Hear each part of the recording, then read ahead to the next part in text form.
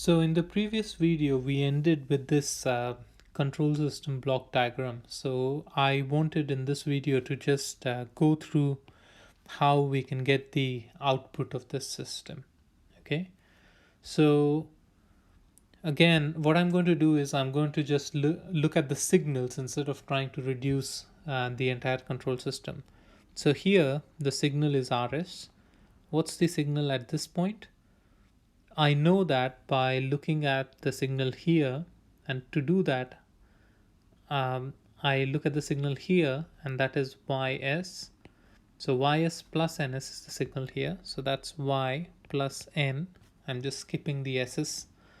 So the signal at this point then is going to be r minus y plus n. And the signal at this point is going to be gc times r minus y minus n. The signal at this point then is going to be gc r minus y minus n plus td. So the signal at this point is going to be this term multiplied by g, right? So what do I get? So I get g times gc r minus y minus n plus td is equal to y. Now, while deriving this transfer function, I've just assumed that the feedback gain here is equal to 1.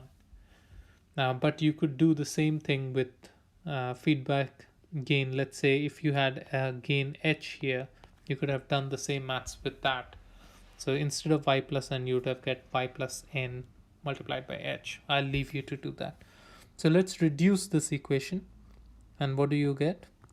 You get g times gcr minus g times gcy minus g times gcn plus td equal to y. This means we get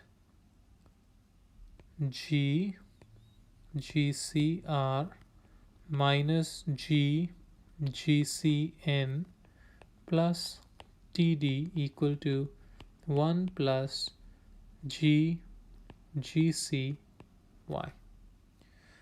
So you can write then ys equal to g gc over 1 plus g gc r of s minus g gc 1 plus g gc n of s plus 1 over 1 plus g gc td of s. So that's going to be your output in terms of the input, the noise, and the disturbance. And in the next lecture, we're going to look at how we can reduce the noise and the disturbance.